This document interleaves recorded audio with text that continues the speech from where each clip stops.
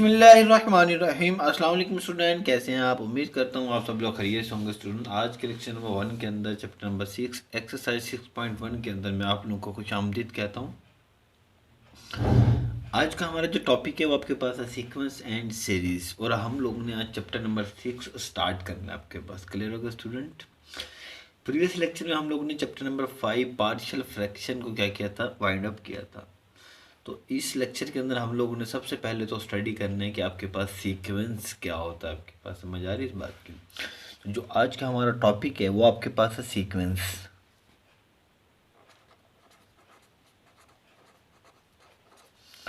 ठीक है स्टूडेंट, अब सीक्वेंस आपके पास क्या होता है? सीक्वेंस एक अरेंजमेंट को कहते हैं, सीक्वेंस एक ऑर्डर को कहते हैं। आपके पास समझ आ रही है इस बात की?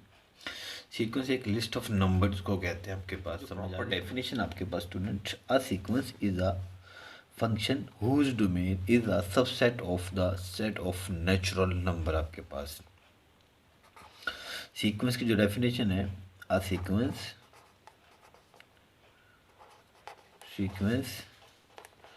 is a function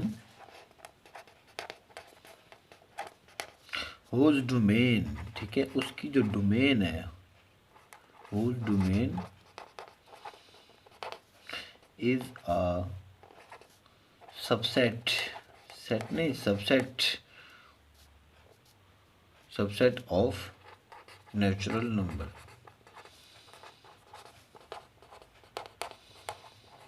ठीक होगा स्टूडेंट? एफ डोमेन क्या होता है? आपके पास एक फंक्शन होता है, ठीक है student? F is a function आपके पास ए से बी की जानी, ये आपके पास क्या कहलाती है, डोमेन।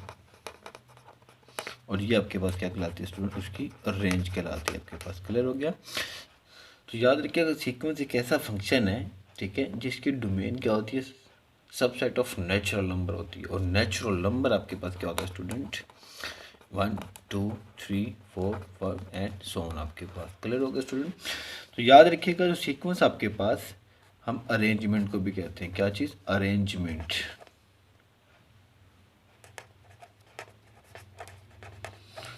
हम लिस्ट ऑफ नंबर्स भी कहते हैं कि, ठीक है, नंबर्स की जो लिस्टिंग है वो आपके पास ऑर्डर के अंदर, वो भी आपके पास क्या कहलाती है, सीक्वेंस कहलाती है। ठीक हो गया?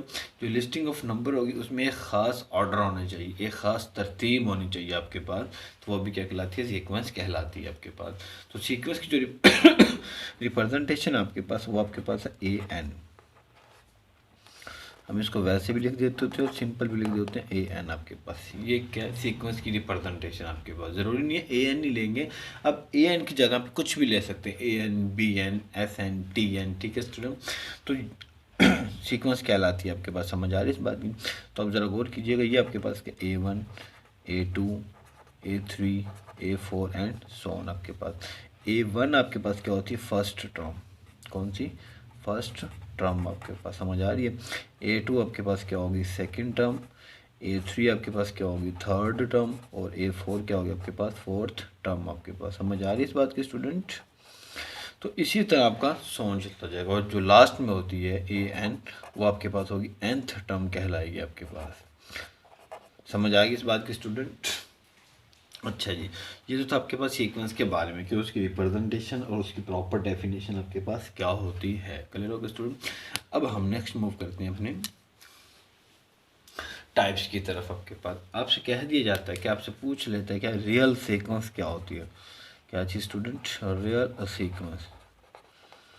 अब रियल सीक्वेंस ऐसी सीक्वेंस होती है जिसकी डोमेन सारी की सारी और उसकी रेंज भी क्या हो, और रियल नंबर पे डिपेंड करे। आपके पास समझ आ रही है कि जो एक सीक्वेंस है उसके सारे के सारे मेंबर, ठीक है, क्या हो आपके पास, रियल हो, उसे हम क्या कहते हैं, रियल सीक्वेंस कहते हैं। यानी कि कोई भी नंबर आपका कॉम्प्लेक्स नंबर में नहीं जाना चाहिए। आपके पास समझ आ रही है? और रियल सीक्वेंस कहलाती है आपके पास। क्लियर हो गया student?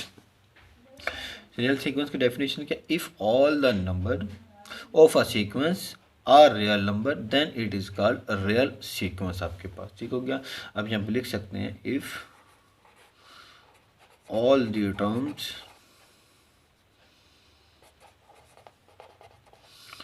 Of a sequence are real then it is called a real sequence आपके पास। समझ आ रही इस बात की? तो आगे याद रखिएगा, सीक्वेंस को हम प्रोग्रेशन भी कहते हैं स्टूडेंट। क्या कहते हैं? सीक्वेंस को हम प्रोग्रेशन भी कहते हैं आपके पास। और मैंने अभी आपको बताया इसको अरेंजमेंट भी कहते हैं और इसको order of list of number भी कहते हैं आपके पास। अब सीक्वेंस की जो टाइप्स हैं ना बेसिकली यूज़ की जाती है इंपॉर्टेंट टाइप्स, वो आपके पास एक इनफिनाइट और दूसरी आपके पास क्या फिनाइट सीक्वेंस। समझ आ रही इस बात की? दो टाइप्स हैं इसकी आपके पास, एक है इनफिनाइट और दूसरे आपके पास क्या है? फिनाइट सीक्वेंस आपके पास। समझ आ रही इस बात की स्टूडेंट?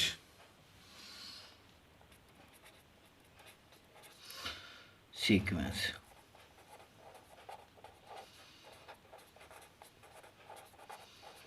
जी आप लोगों ने पढ़ा हुआ है, इनफिनाइट का मतलब होता है अनकाउंटेबल। ठीक है, इनफिनाइट का मतलब क्या होता है? अनकाउंटेबल, इनको हम काउंट ना कर सकें। और ये क्या होता है? काउंटेबल। समझ आ रही इस बात की? मतलब जिस ऐसी सीक्वेंस जिसकी टर्म क्या होगी? फिनाइट होगी आपके पास, वो फिनाइट सीक्वेंस होंगी। और जिसकी टर्म इनफिनाइट होंगी आपके पास, वो क्या होगी? Infinite sequence.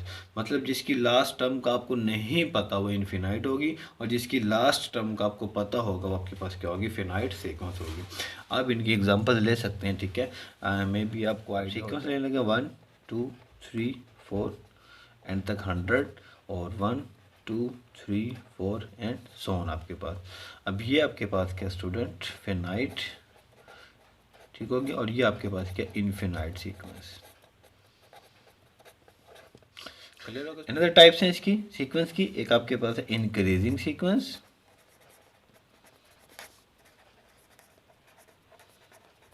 और दूसरी आपके पास क्या? Decreasing sequence.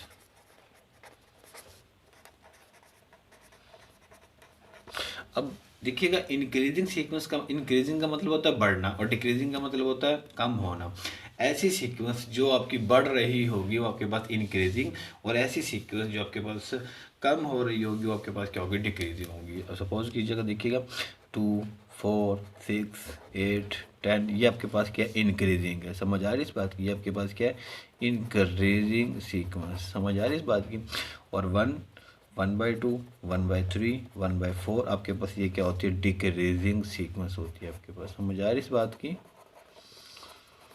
तो ये चार टाइप्स हैं आपके पास, फिनाइट सीक्वेंस, इनफिनाइट सीक्वेंस और आपके पास इंक्रीजिंग और डिक्रीजिंग सीक्वेंस क्या होती है आपके पास। समझ आ रही है? पहले हम लोगों ने पढ़ा सीक्वेंस की डेफिनेशन, फिर उसकी रिप्रेजेंटेशन, फिर उसकी एग्जांपल, रियल सीक्वेंस क्या होती है, फिर टाइप्स ऑफ सीक्वेंस कितनी होती है। हम चार यूज़ करते हैं basically, infinite sequence, finite sequence, increasing sequence और डिक्रीजिंग सीक्वेंस आपके पास। समझ आ रही इस बात की?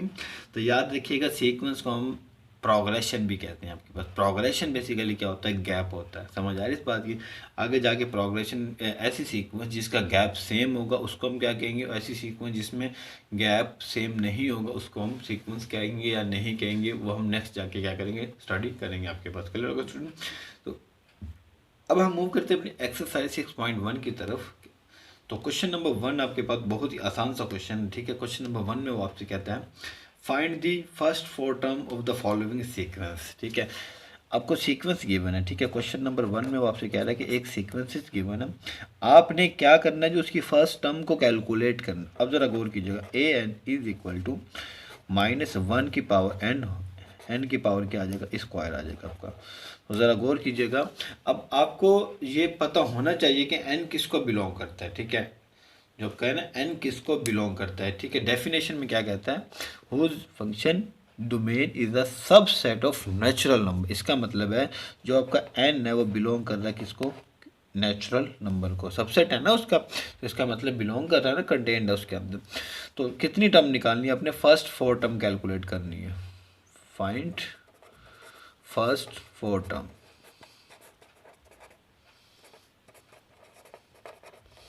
क्लियर होगा स्टूडेंट? अब देखिए, फर्स्ट 4 टर्म के लिए अपने पहली टर्म के लिए n इज इक्वल टू 1। ठीक है, अब इसमें जहाँ जहाँ पे n है वहाँ पे क्या करते हैं? 1 पुट कर दें। a1 इज इक्वल टू -1 की पावर 1, 1 की power 2 is equal to -1, 1 answer क्या आ गया आपके पास? -1 आ गया। क्लियर होगा स्टूडेंट? अब n की वैल्यू यहाँ पे कितनी ले लें आप लोग? 2। अब a2 इज इक्वल टू 2 की पावर कितना आ जाएगा? 1 और 2 की पावर 2 कितना आ जाएगा? 2। ये आपके पास क्या था? -1 की पावर 2 और 2 की power 2 which is equal to 1 into 4। तो आंसर कितना आ गया आपके पास 4 आ गया। अब n इज इक्वल टू कितना ले लें आप लोग 3। समझ आ रही इस बात की। अब जहाँ जहाँ पे n है वहाँ पे क्या पुट कर दें 3 पुट कर दें। a3 इज इक्वल टू -1 की पावर 3 और 3 की पावर कितना हो जाएगा square which is equal to -1। Answer कितना आ जाएगा आपके पास 9 विच इज इक्वल टू कितना आ गया -9 आ गया आपके पास। n इज इक्वल टू क्या करते हैं जी 4। हमने फर्स्ट 4 टर्म ही क्या करनी है कैलकुलेट करनी है इसकी। तो n की वैल्यू कितनी ले लें आप लोग 4। तो a4 इज इक्वल टू -1 की पावर 4 और 4 की पावर कितना आ जाएगा 2 विच इज इक्वल टू आपके पास -1 क्या हो जाएगा +1 हो जाएगा। 4 का स्क्वायर कितना हो जाएगा 16। तो आंसर कितना आ गया। तो रिक्वायर्ड फर्स्ट 4 टर्म जो आपके पास आ गई है स्टूडेंट, एक आपके पास है -1 4 -9 और आपके पास क्या है 16। तो ये आपके पास क्या एक सीक्वेंस आ गई है कंप्लीट आपके पास। तो पहले क्वेश्चन के अंदर आपसे यही कह रहा है कि आपने सिर्फ और सिर्फ क्या करना है इसकी फर्स्ट 4 टर्म फाइंड करनी है। ठीक है, फर्स्ट 4 टर्म फाइंड करने के लिए आपने सिर्फ क्या करना है n की वेरिएशन देनी है आपने। ठीक है, n बिलोंग करता है हमारा नेचुरल नंबर को। क्यों? जो इसकी डोमेन है वो सबसेट है किसका नेचुरल नंबर का। आपके पास समझ आ रही है इस बात की। पहले आपने n की वैल्यू 1 लेनी है, फिर आपने n की वैल्यू 2 लेनी है, फिर आपने n की वैल्यू 3 लेनी है और फिर आपने n की वैल्यू कितनी लेनी है स्टूडेंट 4 लेनी है। आपके पास क्लियर हो गया। तो ये आपके पास क्या आ गई है फर्स्ट 4 टर्म और क्वेश्चन नंबर 1 भी हमारे पास क्या हो गया कंप्लीट हो गया। अब हम इसका एक अनदर पार्ट लेते हैं और उसको सॉल्व। an is equal to 1/a plus n-1 d आपके पास। तो आपने क्या करना है जिसकी फर्स्ट 4 टर्म कैलकुलेट करनी है। तो फर्स्ट 4 टर्म कैलकुलेट करने के लिए आपने सिर्फ क्या करना है जी वेरिएशन डालनी कितनी n की वैल्यू 1 2 3 4। अगर वो आपको 4 कह रहा है तो 4 निकाल लें, अगर वो 5 कह रहा है तो 5 निकाल लें, 6 कह रहा है तो 6 निकाल लें। ठीक है, अब पहले n की वैल्यू क्या पुट करेंगे आप लोग 1 पुट करेंगे। जहाँ जहाँ पे n है वहाँ पे क्या पुट कर दे 1a प्लस 1 क्या आ जाएगा d। तो इसका जो आंसर बनेगा आपके पास स्टूडेंट 1/a प्लस 0। तो आंसर क्या आ गया 1/a आ गया आपके पास। अब n की वैल्यू हम केवल क्या लेंगे 2। अब a2 is equal to 1/a plus 2 -1 d। तो इसका जो आंसर बनेगा वो आपके पास क्या बन जाएगा a प्लस d। समझ आ रही है इस बात की। n की वैल्यू 3 ले लेंगे आप लोग। a3 is equal to 1/a plus 3 -1 d। तो which is equal to a plus 2d। ठीक है स्टूडेंट, n की वैल्यू कितनी ले लें आप लोग 4।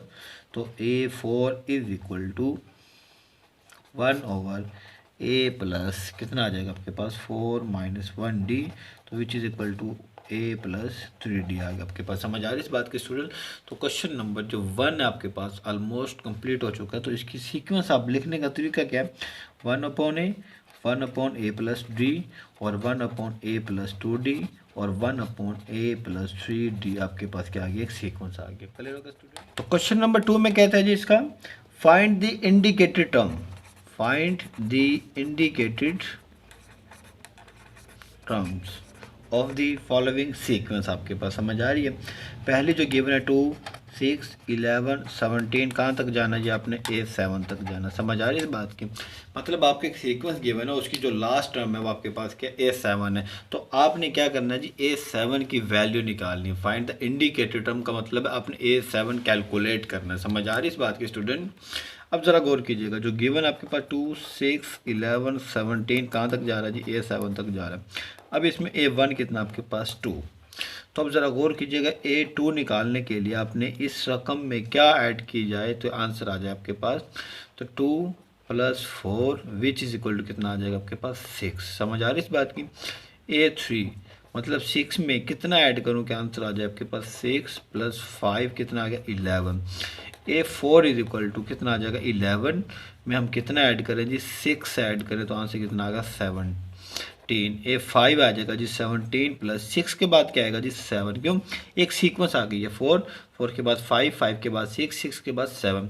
तो ये बन जाएगा 24 और A6 में हम लोग कितना ऐड करें जी 7 के बाद क्या चीज़ आती है 8। तो ये बन जाएगा आपके पास 32 और जब आप A7 निकालेंगे तो आपके पास आंसर इसका आएगा स्टूडेंट 32 + 8 कितना हो जाएगा 9 कितना हो जाएगा आपके पास 41 आपके पास। तो जो इंडिकेटेड टर्म है A7 वो आपके पास कितने है ये 41। तो आपके पास इसको राइट कैसे करेंगे 2 6 11 17 24, 32 एंड लास्ट में क्या आ जाएगा 41 आ जाएगा आपके पास। तो ये आपके पास क्या फिनाइट सीक्वेंस है, क्योंकि इसकी लास्ट टर्म हमें वेरीफाइड है, इनके पता है आपको। समझ आ रही है इस बात की। तो क्वेश्चन नंबर 2 के जो सारे के सारे पार्ट है बिल्कुल इसी ही तरह, बहुत आसान से क्वेश्चन है, मुश्किल बिल्कुल भी नहीं है इनमें, ठीक है। तो इसका कोई एक अंदर पार्ट लेते हैं, उसको हम क्या करते हैं, सॉल्व करते हैं। तो अब ज़रा गौर कीजिएगा जी, जो इसका आपके पास फोर्थ पार्ट है 1, ठीक है, 1 1 -3 5 -7 9, कहाँ तक जाना है जी आपने, A8 तक जाना है जी आपने। समझ आ गई इस बात की। तो इंडिकेटेड टर्म आपके पास कौन सी है, A8, मतलब A8 आपने फाइंड करनी है। समझ आ रही इस बात की। तो गिवन आपके पास क्या स्टूडेंट, 1 1 -3 5 -7 9, कहाँ तक जा रहा है जी, A8 तक। तो आप इसको ना तरतीब कर लें, पॉजिटिव भी और नेगेटिव भी। A1 इज इक्वल कितना आ गया 1, और आपके पास A2 इज इक्वल कितना आ जाएगा जी -3, सॉरी A2 भी कितना आपके पास 1 ही है आपके पास। समझ आ रही इस बात की।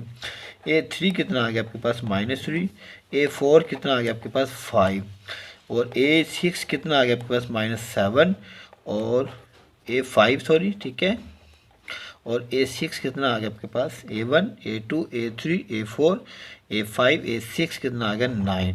अब A7 हमने निकालना, ठीक है, और हमने क्या निकालना, A8 निकालना। अब ज़रा गौर कीजिएगा, ये आपके पास अब 1, ठीक है। अब 1 में हम ऐसा क्या करेंगे, आंसर क्या आ जाए, -3 आ जाए आपके पास। समझ आ रही है। अब इसके अंदर 2 मेथड है। अब ज़रा गौर कीजिएगा, 1 है, अगर मैं -4 करता हूँ तो आंसर कितना आ रहा है, -3 आ रहा है आपके पास। समझ आ रही है इस बात की। और इसके अलावा कोई भी मेथड नहीं है। एक मेथड ये है कि हम मल्टीप्लाई कर दें 1 को -3 से, आंसर फिर भी क्या आता है, -3 आता है। लेकिन हमने नेक्स्ट टर्म्स को भी देखना आपके पास। लेकिन -3 के बाद मैं किस नंबर से मल्टीप्लाई करूँ, 7 आ जाए तो मल्टीप्लाई करने से तो नहीं आएगा। लेकिन जब मैं -3 के अंदर -4 करूँगा तो आंसर कितना आ जाएगा, -7 आ जाएगा। तो इसका मतलब है फिर मैं -7 के अंदर क्या करूँगा, -4 करूँगा आपके पास। समझ आ रही इस बात की। तो -7 -4 कितना बन जाएगा आपके पास, -11, ठीक है। अब ज़रा गौर कीजिएगा, ये भी वैसे ही है। 1 में हम कितने ऐड करें तो आंसर आ जाए, ठीक है। ये बन जाएगा आपके पास 1 + 4, ठीक है, और ये आपके पास क्या बनेगा, 5 होगा जी, ठीक है, 5 + 4, और ये भी आपके पास क्या बनेगा जी, 9 + 4 = कितना आ गया, 13 आ गया आपके पास। तो A7 कितना आया, -7, और A8 कितना आ गया आपके पास, 13 आ गया। तो इसको लिखने का तरीका क्या होगा, अभी मैंने आपको बताया था, 1 1 -3 5 -7 9, ठीक है, फिर कितना है -11, और फिर कितना आ गया, 13 आ गया आपके पास। समझ आ रही है इस बात की।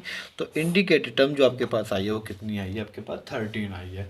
तो क्वेश्चन नंबर 2 के जो सारे के सारे पार्ट है बिल्कुल इस ही पैटर्न से, ठीक है। तो आपने क्या करना है, उनको सॉल्व करना है। समझ आ रही है इस बात करते हैं जी। एक अनदर पार्ट इसको सॉल्व कर लेते हैं जी, ठीक है। जो आपका इसका सेकेंड पार्ट है जी आपके पास, वो आपसे कहता है कि 1 3 12 60। समझ आ रही इस बात कि हम इसका थर्ड पार्ट सोल्व करने लगे, ठीक है। 1 3 12 60, और कहाँ तक जा रहा है जी, A6 तक जा रहा है आपके पास। समझ आ रही इस बात की। अब ज़रा गौर कीजिएगा, A1 कितना 1, A2 कितना आपके पास 3, A4 कितना आपके पास 12, और A5 आपके पास कितना है 60, और आपने कितना निकालना, A1 A2 A3 A4, और आपके पास A5 हमने निकालना पहले, फिर A6 निकालना। अब ज़रा गौर कीजिएगा, ये कितना है जी 1, ठीक हो गया। 1 को जब 3 से मल्टीप्लाई करेंगे तो आंसर कितना आ गया, 3 आ गया। 3 को 4 से मल्टीप्लाई करेंगे तो आंसर कितना आ गया, 12 आ गया। 12 को 4 के बाद क्या आता है 5, 12 को 5 से मल्टीप्लाई करेंगे तो कितना आ गया, 60 आ गया आपके पास। समझ आ रही इस बात की। तो इसका मतलब है मैं 60 को किस से मल्टीप्लाई करूँगा, 6 से मल्टीप्लाई करूँगा। क्यों, यहाँ पे हमने क्या किया था, 1 को मल्टीप्लाई किया 3 से। अब ज़रा गौर कीजिएगा, हमने 1 को मल्टीप्लाई किया किससे, 3 से, आंसर कितना आया, 3 आया। 3 को मल्टीप्लाई किया हमने 4 से, आंसर कितना आया, 12 आया। 12 को मल्टीप्लाई किया हमने 5 से, आंसर कितना आया, 60 आया। सो 60 को मल्टीप्लाई हम किससे करेंगे, 6 से करेंगे। क्यों, देखिए ना एक सीक्वेंस बन गई है आपके पास। तो ये आंसर जो बनेगा आपके पास 360 बनेगा। अब 360 को हम किससे मल्टीप्लाई करेंगे, वेरी गुड, बिल्कुल ठीक बता रहे हैं आप लोग। 360 मल्टीप्लाई बाय 7 से मल्टीप्लाई करेंगे तो आंसर आ जाएगा आपके पास 25 20 आपके पास। समझ आ रही इस बात की। तो इंडिकेटेड टर्म्स को फाइंड करना आपके लिए बहुत ही आसान है आपके पास। समझ आ रही इस बात की। तो क्वेश्चन नंबर 2 भी हमारे पास क्या हो गया, कंप्लीट हो गया। अब हम मूव करते हैं अपना क्वेश्चन नंबर 3 में। कहता है जी कि फाइंड द नेक्स्ट 2 टर्म, ठीक है। आपने फाइंड करना जी, find next two terms of the following sequence.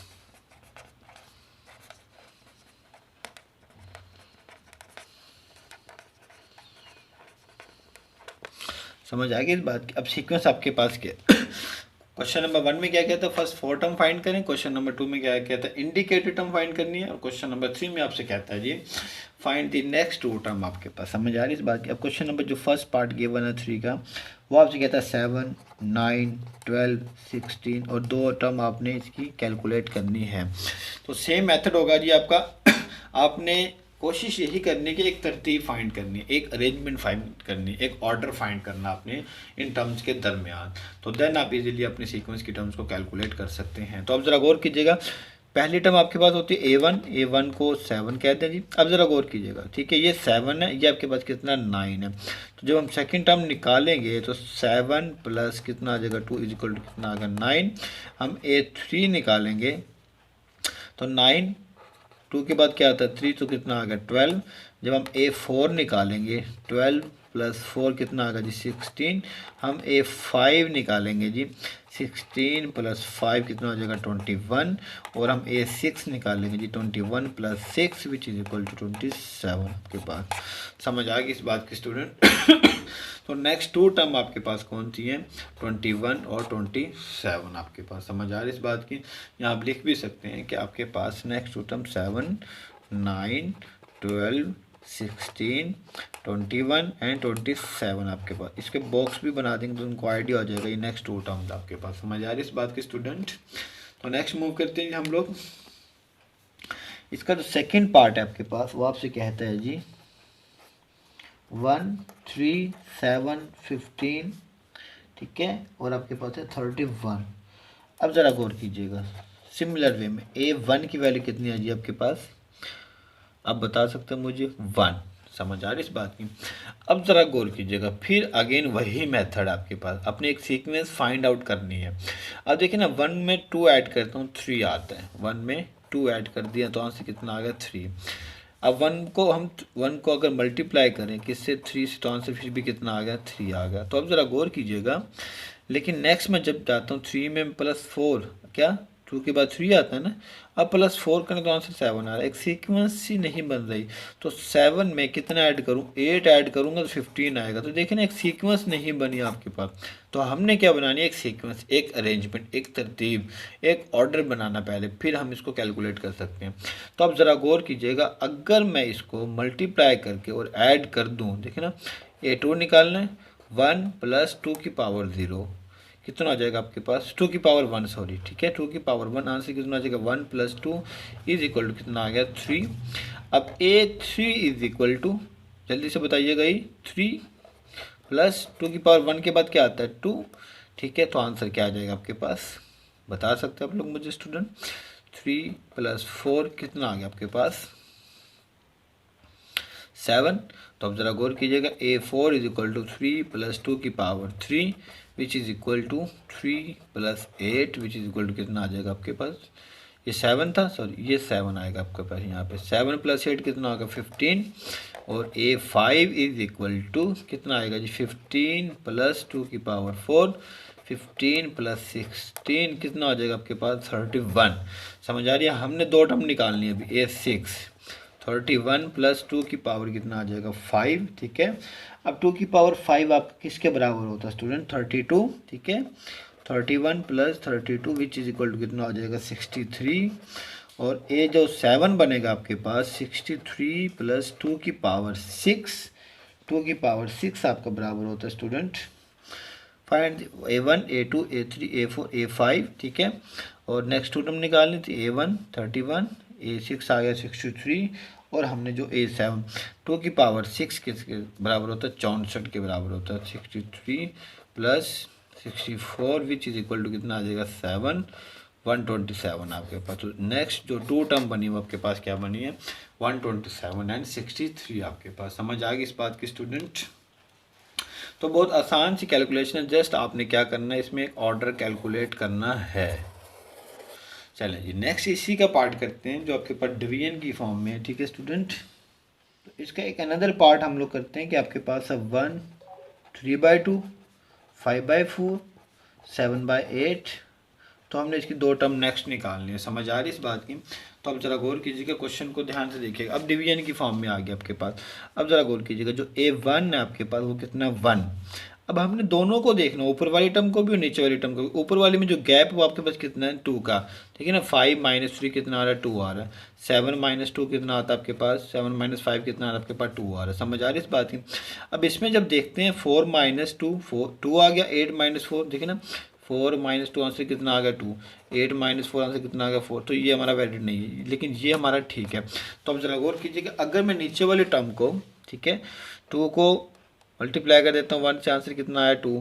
फिर मैं 2 को मल्टीप्लाई कर देता हूँ 2 से, आंसर कितना आ रहा 4। ठीक है, मैं 4 को मल्टीप्लाई कर देता हूँ 2 से, आंसर कितना आ रहा 8 आ रहा आपके पास। अगर मैं इस चीज़ को निकाल दूँ 2 × 2, ठीक है, फिर 8 × 2 कितना होगा 16, ठीक है। और ऊपर वाली चीज़ में हम क्या कर दें, अगर ऐड कर दें, समझ आ रही? देखें अब जरा गौर कीजिएगा, 1 आ गया। अब A2 कैलकुलेट करना, ऊपर वाली में 2 क्या कर दिया मल्टीप्लाई, तो आंसर कितना आ गया 3/2 आ गया। अब जरा गौर कीजिएगा, हमने क्या निकालना, A3 निकालना। A3 निकालने के लिए 3 में 2 ऐड करेंगे और नीचे वाली को 2 से क्या करेंगे मल्टीप्लाई, तो आंसर कितना आ जाएगा 5/4। और A4 निकालने के लिए 5 में 2 ऐड करेंगे और 4 से क्या करेंगे 2 को मल्टीप्लाई, 7 कितना आ जाएगा 8 आ जाएगा। तो नेक्स्ट जो टर्म बनेंगे आपके पास A5 which is equal to क्या बनेगा student, 7 + 2 / 8 × 2 which is equal to कितना आ जाएगा आपके पास 9/16। और A6 जो बनेगा आपके पास 9 + 2 16 × 2 ये बन जाएगा 11/32 आपके पास। तो आप किसी भी सीक्वेंस की नेक्स्ट 2 टर्म या इंडिकेटेड टर्म या फर्स्ट 4 टर्म इजीली कैलकुलेट कर सकते हैं। सिर्फ और सिर्फ आपने क्वेश्चन को क्या करना है, इजीली पहले स्टेटमेंट को पढ़ना है, ठीक हो गया, देन आपने क्या करना है उसको सॉल्व करना। तो एक्सरसाइज 6.1 हमारी क्या हो गया, कंप्लीट हो गई है, जिसके अंदर हम लोगों ने क्या स्टडी किया है कि सीक्वेंस क्या होता है, ठीक है, उसकी डेफिनेशन क्या होती है, सीक्वेंस को हम रिप्रेजेंट किससे करते हैं, रियल सीक्वेंस क्या होता है, उसकी टाइप्स ऑफ सीक्वेंस 4 पढ़ी हमने, ठीक है, infinite sequence, finite sequence, decreasing और इंक्रीजिंग सीक्वेंस। फिर हमने एक्सरसाइज 6.1 के क्वेश्चन को सॉल्व किया। क्वेश्चन नंबर 1 में आपसे कहता है find the first 4 terms of the sequence, ठीक है। फिर हमने किया था find the indicated terms of the given sequence. फिर हमने किया था find the next 2 terms of the following sequence आपके पास। तो एक्सरसाइज 6.1 हमारे पास क्या हो गया, कंप्लीट हो गया। तो आज के लेक्चर के अंदर कोई भी प्रॉब्लम हो, कोई भी क्वेश्चन हो तो आप मुझसे कमेंट बॉक्स में पूछ सकते हैं।